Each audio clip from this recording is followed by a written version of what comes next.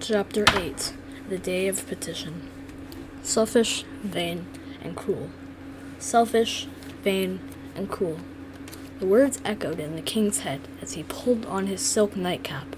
It couldn't be true, could it? It took Fred a long time to fall asleep, and when he woke in the next morning, he felt, if anything, worse. Decided he wanted to do something kind, and the first thing that occurred to him was to reward Beamish's son, who defended him against that nasty little girl. So he took a small medallion that usually hung around the neck of his favorite hunting dog, asked a maid to thread a ribbon through it, and summoned the Beamishes to the palace. Bert, whom his mother had pulled out of class and hurriedly dressed in a blue velvet suit, was struck speechless in the presence of the king, which Fred enjoyed. He spent several minutes speaking kindly to the boy, while Major and Miss Beamish nearly burst with pride in their son. Finally, Bert returned to school, his little gold medal around his neck, and was made much of in his playground that afternoon by Roderick Roach, who was usually his biggest bully. Daisy said nothing at all, and when Bert caught her eye, he felt hot and uncomfortable, and shoved the medal out of sight beneath his shirt. The king, meanwhile, still wasn't entirely happy, and an uneasy feeling stayed with him, like indigestion, and again, he found it hard to sleep that night.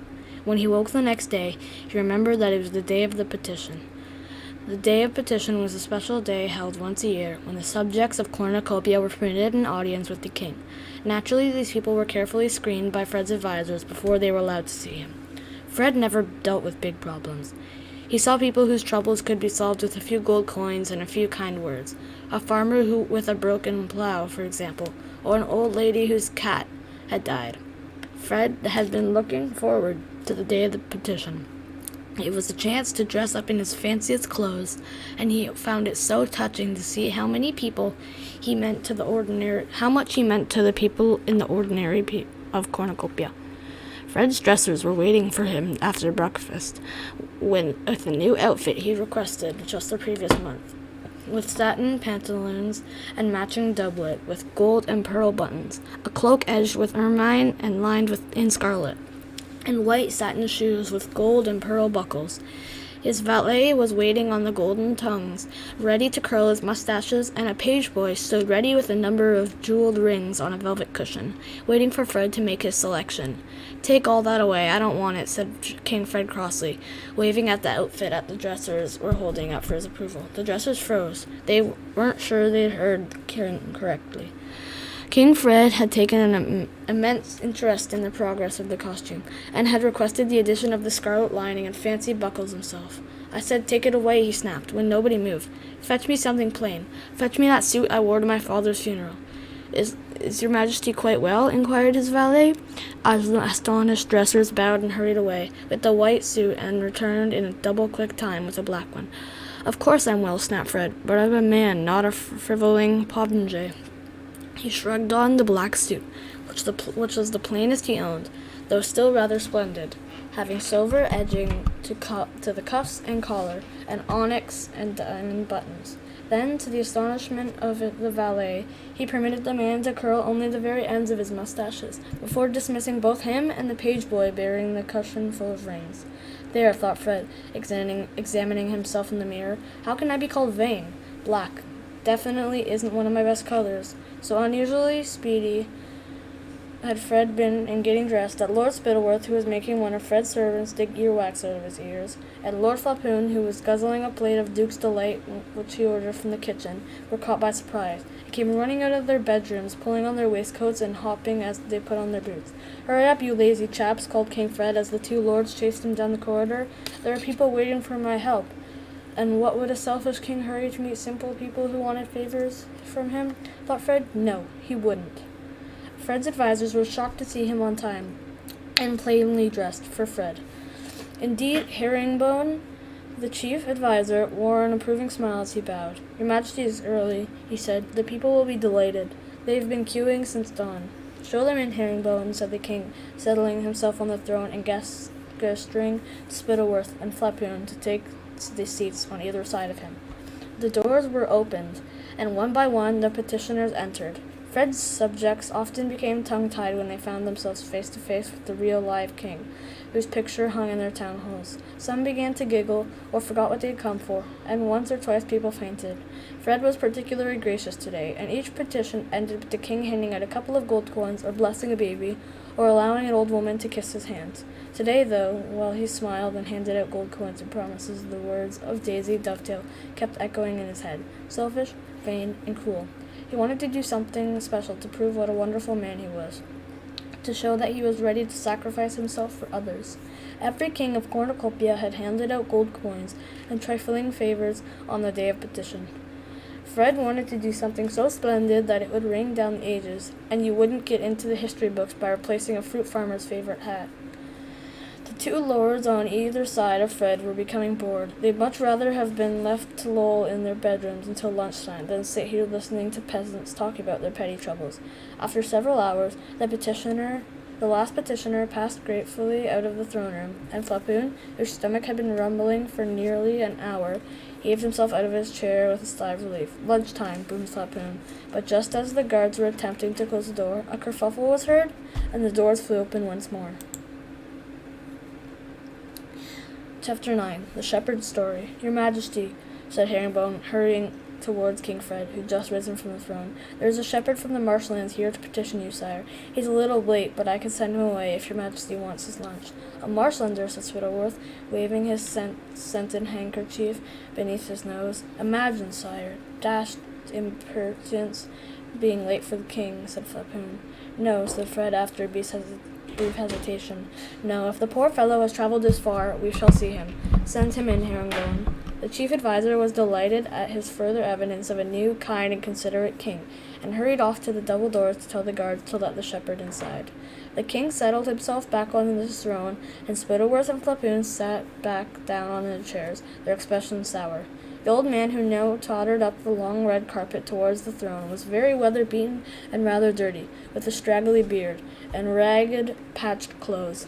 He snatched off his cap as he approached the king, looking thoroughly frightened, and when he reached his place where people usually bowed or courtesies, he fell to his knee instead. "Your Majesty," he wheezed. "Your Majesty." Spittleworth imitated him softly, making the old shepherd sound like a sheep. Flapoon's chins trembled with silent laughter. "Your Majesty," continued the shepherd, "I've travelled for 5 long days to see ye. It's been a hard journey. I has ridden in hayricks when I could, and walked and when I couldn't, and my boots is all holes. Oh, get on with it, do," muttered Spittleworth, his long nose still buried in his handkerchief. "But all the time I was travelling, I thought of Old Patch, sire, and how ye'd help me if I could reach the palace." "What is Old Patch, good fellow?" asked the king, his eyes upon the shepherd's much-darned trousers. "'Tis my old dog, sire, or was, I should perhaps say," replied the shepherd, his eyes filling with tears. "Ah," King Fred, fumbling with the money purse at his belt. "Then, good shepherd, take these few gold coins and buy yourself a new—" "Nay, sire, thank ye, but it bain't a question of the gold," said the shepherd. "I can't find myself a puppy easy enough, though it'll never match Old Patch." The shepherd wiped his nose on his sleeve. Spittleworth shuddered. "Well, then, why have you come to see me?" asked King Fred, as kindly as he knew how.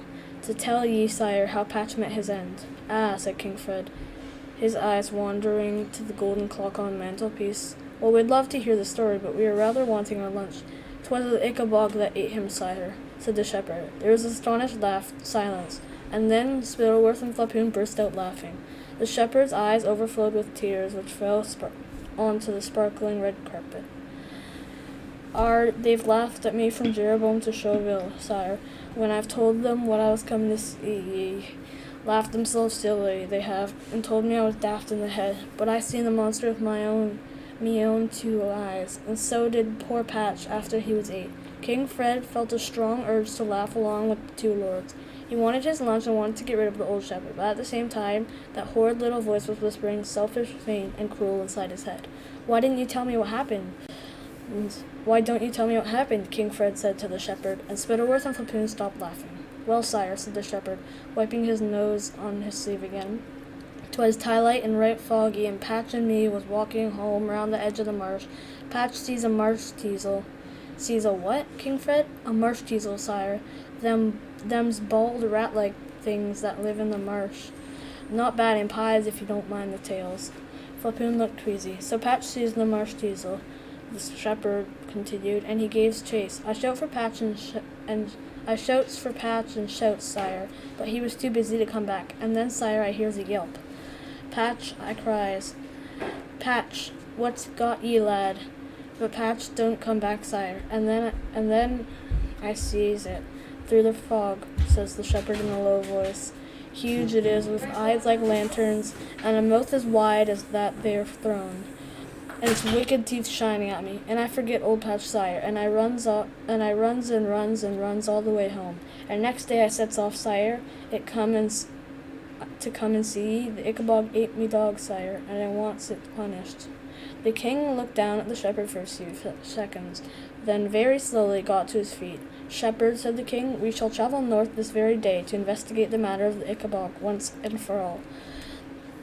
If any trace of the creature can be found, you may rest assured that it shall be tracked to its lair and punished for its impudence in taking your dog. Now take these few gold coins and hire yourself a ride back home in a hay cart. My lords, said the king, turning to the stunned Squidward and Flapoon, pray change into your riding gear and follow me to the stables. There is a new hunt afoot. Chapter 10. King Fred's Quest. King Fred strode from the throne room, feeling quite delighted with himself. Nobody would ever say that he was selfish, vain, and cruel, for the sake of a smelly, simple old shepherd and his worthless old mongrel. He, King Fred the Fearless, was going to hunt the Ickabog. True, there was no such thing, but it still dashed fine and noble of him to ride to the other end of the country, in person, to prove it. Quite forgetting lunch, the king rushed upstairs to his bedroom, shouting for his valet to come and help him out of the dreary black suit and help him change into his battle dress, which he'd never had the chance to wear before. The tunic was scarlet, with buttons of gold, a purple sash, and lots of medals that Fred was allowed to wear because he was the king. And when Fred looked in the mirror and saw how well battle dress became him, he wondered why he didn't wear it all the time. As his valet lowered the king's plumed helmet onto his golden curls, Fred imagined himself painted wearing it. Seated on his favorite milk-white charger and spearing a serpent-like monster with his lance. King Fred the Fearless indeed. Why, he half hoped there was really an Ickabog now. Meanwhile, the chief adviser was sending word throughout the city within the city that the king was setting off on a tour of the country, and that everyone should be ready to cheer him as he left. Herringbone made no mention of the Ickabog, because he could prevent the king from looking foolish, if he could. Unfortunately, the footman called Cankerby had overheard two advisers muttering together about the king's strange scheme. Cankerby immediately told the between maids, who spread word all over the kitchens, where a sausage seller from Baronstown was gossiping with the cook. In short, by the time the king's party was ready to leave, word had spread all through the city within the city that the king was riding north to hunt the Ickabog, and news was also beginning to leak out into wider Showville. Is it a joke, the capital's inhabitants asked each other, as they thronged out to the pavements ready to cheer the king? What does it mean? Some shrugged and laughed and said that the king was merely having fun. Others shook their head and muttered that there must be more than that. No king would ride out armed to the north of the country without good reason. What, the worried folk asked each other, does the king know that we do not? Lady Eslanda joined the other ladies of the court on a balcony to watch the soldiers assembling. I shall now tell you a secret which nobody else knew. Lady Eslanda would never have married the king, even if he'd asked her. You see, she was secretly in love with a man called Captain Goodfellow, who was now chatting and laughing with his good friend, Major Beamish, in the courtyard below. Lady Eslanda, who was very shy, had never been able to bring herself to talk to Captain Goodfellow, who had no idea that the most beautiful woman at court was in love with him. Both Goodfellow's parents, who were dead, had been cheesemakers from Kurtzburg, though Goodfellow was both clever and brave. These were the days when no cheesemaker's son would accept to marry a high-born lady. Meanwhile, all the servants' children were being led out of the school early to watch the battle party set off. Miss Beamish, the pastry chef, naturally rushed to collect Bert, so that he'd have a good spot to watch his father passing by. When the palace gates opened at last, and the cavalcade rode out, Bert and Miss Beamish cheered at the top of their lungs. Nobody had seen battle dress for a long time. How exciting it was, and how fine! The sunlight played upon the golden buttons, silver swords, and the gleaming trumpets of the buglers. and upon the palace balcony the handkerchiefs of the ladies of the court fluttered in farewell like doves. At the front of the procession rode King Fred on his milk-white charger, holding scarlet reins and waving at the crowds. Right behind him, riding a thin yellow horse and wearing a bored expression, was Spittleworth. And next came Flapoon, furiously lunchless and sitting on his elephantine chestnut. Behind the king and the two lords trotted the royal guard, all of them on dapple grey horses, except for Major Beamish, who rode his steel grey stallion. It made Mrs. Beamish's heart flutter to see her husband looking so handsome. "Good luck, Daddy," shouted Bert, and Major Beamish, though he really shouldn't have done, waved at his son. The procession trotted down the hill, smiling at the cheering crowds of the city within the city, until it reached the gates in the wall onto wider Showville. There, hidden by the crowds, was the Dovetail's cottage. Mr. Dovetail and Daisy had just come out into the garden, and they were just able to see the plumes and the helmets of the royal guards riding past. Daisy didn't feel much interest in the soldiers. She and Bart still weren't talking to each other.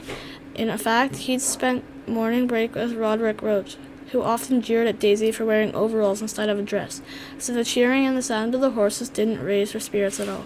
"There isn't really an Ickabog, Daddy, is there?" she asked. "No, Daisy," sighed Mr. Dovetail, turning back to his workshop. "There's no Ickabog.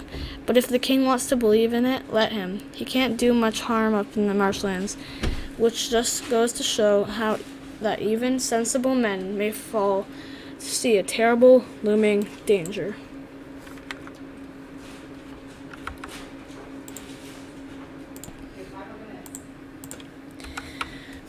Chapter 11. The Journey North. King Fred's spirits rose higher and higher as he rode out of Showville and into the countryside. Word of the king's sudden expedition to find the Ickabog had now spread to the farmers who worked in the rolling green fields, and they ran with their families to cheer the king, the two lords, and the royal guard as they passed. Not having had any lunch, the king decided to stop in Kurtzburg to eat a late dinner. "Well, rough it here, chaps, like the soldiers we are," he cried to his party as they entered the city famed for its cheese, "and we'll set out again at first light." But of course there was no question of the king roughing it. Visitors of Kurtzburg's finest inn were thrown out into the street to make way for him. So Fred slept that night in a brass bed with a duck-down mattress, after a hearty meal of toasted cheese and chocolate fondue. The Lords Spittleworth and Flapoon, on the other hand, were forced to spend the night in a little room over the stables. Both were rather sore after a long day on horseback. You may wonder why that was, if they went hunting 5 times a week. But the truth was, they generally sneaked off to sit behind a tree after a half-hour's hunting, where they ate sandwiches and drank wine until it was time to go back to the palace. Neither was used to spending hours in the saddle, and Spittleworth's bony bottom was already starting to blister. Early the following morning, the king was brought word by Major Beamish that the citizens of Baronstown were very upset that the king had chosen to sleep in Kurtzburg rather than their splendid city. Eager not to dent his popularity, King Fred instructed his party to ride an enormous circle through the surrounding fields, being cheered by farmers all the way, so they ended up in Baronstown by nightfall. The delicious smell of sizzling sausages greeting the royal party, and a delighted crowd carrying torches escorted Fred to the best room in the city.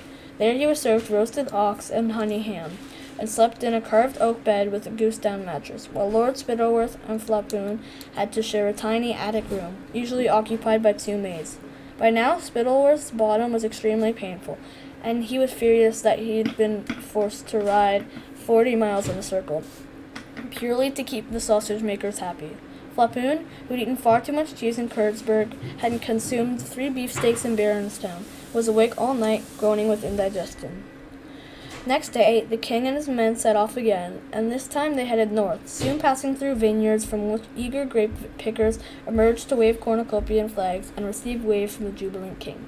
Spittleworth was almost crying from pain, in spite of the cushion he strapped to his bottom, and Flapoon's belches and moans could be heard over the clatter of hooves and jingle of bridles. Upon arrival at Jeroboam that evening, they were greeted by trumpets and the entire city singing the national anthem. Fred feasted on sparkling wine and truffles that night, before retiring to a silken 4-poster bed with a swan's-down mattress. But Spittleworth and Flapoon were forced to share a room over the inn's kitchen with a pair of soldiers. Drunken Jeroboam drillers were reeling about in the streets, celebrating the presence of the king in their city. Spittleworth, who spent much of the night sitting in a bucket of ice, and Flapoon, who drank too much red wine, spent the same period being sick in a second bucket in the corner. At dawn next morning, the king and his party set out for the marshlands, after a famous farewell from the citizens of Jeroboam, who saw him on his way with a thunderous popping of corks that made Spittleworth's horse rear and ditch him in the road. Once they dusted Spittleworth off and put the cushion back on his bottom, and Fred had stopped laughing, the party proceeded. Soon they had left Jeroboam behind and could only hear the bird song. For the first time in their entire journey, the sides of the road were empty. Gradually, the lush green land gave way to thin, dry grass, crooked trees, and boulders. Extraordinary place, isn't it? The cheerful king shouted back to Spittleworth and Flapoon. I'm jolly glad to see these marshlanders at last, aren't you? The two lords agreed, but once Fred had turned to face the front again, they made rude gestures and mouthed even ruder names at the back of his head. At last, the royal party came across a few people, and how the marshlanders stared. They fell to their knees like the shepherd in the throne room, and quite forgot to cheer or clap, but gaped as though they'd never seen anything like the king and the royal guard before, which indeed they hadn't, because while King Fred had visited all the major cities of Cornucopia after his coronation, nobody had thought it was worth his while to visit the faraway marshlands. Simple people, yes, but rather touching, aren't they? The king called gaily to his men, as some ragged children gasped at the magnificent horses. They'd never seen animals so glossy and well-fed in their lives. And where are we supposed to stay tonight? Flapoon muttered Spittleworth, eyeing the tumble-down stone cottages. No taverns here. Well, there's one comfort at least, Spittleworth whispered back. You'll have to rough it like the rest of us, and we'll see how much he likes it. They rode through the afternoon, and at last, as the sun began to sink, they caught sight of the marsh where the Ickabog was supposed to live, a wide stretch of darkness studded with strange rock formations. Your Majesty, called Major Beamish, I suggest we set up camp now and explore the marsh in the morning. As your Majesty knows, the marsh can be treacherous. Fogs come suddenly here. We'd do best to approach it by daylight. Nonsense, said Fred, who was bouncing up and down in his saddle like an excited schoolboy. We can't stop now, when it's in sight, Beamish. The king had given his order, so the party rode on until at last, when the moon had risen and was sliding in out to behind the inky clouds, they reached the edge of the marsh. It was the eeriest place that any of them had ever seen, wild and empty and desolate. A chilly breeze made the rushes whisper, but otherwise it was dead and silent. As you see, sire, said Lord Spittleworth after a while, the ground is very boggy. Sheep and men alike would be sucked under if they wandered out too far. Then the feeble-minded might take these giant rocks and boulders for monsters in the dark. The rustling of these weeds might be taken for the hissing of some creature. Yes, true, very true, said King Fred, but his eyes still roamed over the dark marsh, as though he expected the Ickabog to pop up from behind a rock. Shall we pitch camp, then, sire? Asked Lord Flapoon, who'd saved some cold pies from Baronstown, and was eager for his supper. We can't expect to find an imaginary monster in the dark, pointed out Spittleworth. That's true, repeated King Fred regretfully. Let us, good gracious, how foggy has it become? And sure enough, as they stood looking out across the marsh, a thick white fog had rolled over them so swiftly and silently that none of them had noticed it. Chapter 12. The King's Lost Sword. Within seconds, it was as though each of the king's party was wearing a thick white blindfold. The fog was so dense they couldn't see their own hands in front of their faces. The mist smelled of foul marsh, of brackish water and ooze. The soft ground seemed to shift beneath their feet as many of the men turned unwisely on the spot, trying to catch sight of each other. They lost sense of all direction. Each man felt adrift in the blinding white sea, and Major Beamish was one of the few to keep his head. Have a care, he called. The ground is treacherous. Stay still, don't attempt to move. But King Fred, who was suddenly feeling rather scared, paid no attention. He set off what he thought was the direction of Major Beamish, but within a few steps he felt himself sinking into the marsh. Help! He cried as the freezing marsh water flooded over the tops of his shining boots. Help, Beamish! Where are you? I'm sinking! There was immediate clamor of panicked voices and jangling armor. The guards all hurried off in every direction, trying to find the king, bumping into each other and slipping over. But the floundering king's voice drowned out every other. I've lost my boots! Why doesn't somebody help me? Where are you all? The Lord Spittleworth and Flapoon were the only two people who'd followed his Beamish's advice and remained quite still in the places they'd occupied when the fog had rolled over them. Spittleworth was clutching a fold of Flapoon's ample pantaloons, and Flapoon was holding tight to the skirt of Spittleworth's riding coat. Neither of them made the smallest attempt to help Fred, but waited, shivering, for calm to be restored. At least if the fool gets swallowed by the bog, we'll be able to go home, Spittleworth muttered to Flapoon. The confusion deepened. Several of the royal guard had now got stuck in the bog as they tried to find the king. The air was full of squelches, clanks, and shouts. Major Beamish was bellowing in a vain attempt to restore some kind of order, and the king's voice seemed to be receding into the blind night, becoming even fainter, as though he was wandering away from them. And then, out of the heart of the darkness, came an awful terror-struck shriek. "Beamish! Help me! I can see the monster!" "I'm coming, your majesty," cried Major Beamish. "Keep shouting, sire. I'll find you." "Help! Help me, Beamish!" shouted King Fred. "What's happened to the idiot?" Flapoon asked Spittleworth, but before Spittleworth could answer, the fog around the two lords thinned as quickly as it had arrived. So they stood together in a little clearing, able to see each other, but still surrounded on all sides by high walls of thick white mist. The voices of the king of Beamish, and of the older soldiers were becoming fainter and fainter. "Don't move yet," Spittleworth cautioned Flapoon. "Once the fog thins a little bit more, we'll be able to find the horses, and we can retreat to a safe." At that precise moment, a slimy back figure burst out of the wall of fog and launched itself at the two lords. Flapoon let out a high-pitched scream, and Spittleworth lashed out at the creature, missing only because it flopped to the ground, weeping. It was then that Spittleworth realized it was the gibbering, panting slime monster. In fact, was King Fred the Fearless. "Thank heavens we found you, your majesty. We've been searching everywhere," cried Spittleworth. Ick, whimpered the king. "He's got hiccoughs," said Flapoon. "Give him a fright." Ickabog, moaned Fred. "I saw it, a gigantic monster. It nearly caught me." "I beg your majesty's pardon," said Spittleworth. "The monster is real," gulped Fred. "I'm lucky to be alive. To the horses. We must flee, and quickly." King Fred tried to hoist himself up by climbing Spittleworth's leg, but Spittleworth stepped swiftly aside to avoid getting covered in slime. Instead, aiming a consoling pat at the top of Fred's head, which was the cleanest part of him. There, your majesty. We've had a most distressing experience, falling in the marsh, as we were saying earlier. The boulders do indeed assume monstrous forms in the thick fog." "Dash it, Spittleworth. I know what I saw," shouted the king, staggering to his feet unaided. Tall as two horses it was, and with eyes like huge lamps. I drew my sword, but my hands were so slimy it slipped from my grasp, so there was nothing for it but to pull my feet out of my stuck boots and crawl away. Just then a fourth man made his way into their little clearing. Captain Roach, father of Roderick, who was Major Beamish's second in command, a big burly man with jet black mustaches. What Captain Roach was really like, we were about to find out. All you need to know now is that the king was very glad to see him, because he was the largest member of the royal guard. "Did you see any sign of the Ickabog, Roach?" whimpered Fred. "No, your majesty," he said with a respectful bow. "All I've seen is fog and mud. I'm glad to know your majesty is safe. At any rate, you gentlemen stay here, and I'll round out the troops." Roach made to leave, but King Fred yelped, "No, you stay here with me, Roach, in case the monster comes this way. You still got a rifle, haven't you?" "Excellent. I lost my sword in my boots, you see, my very best dress sword, with the jeweled hilt."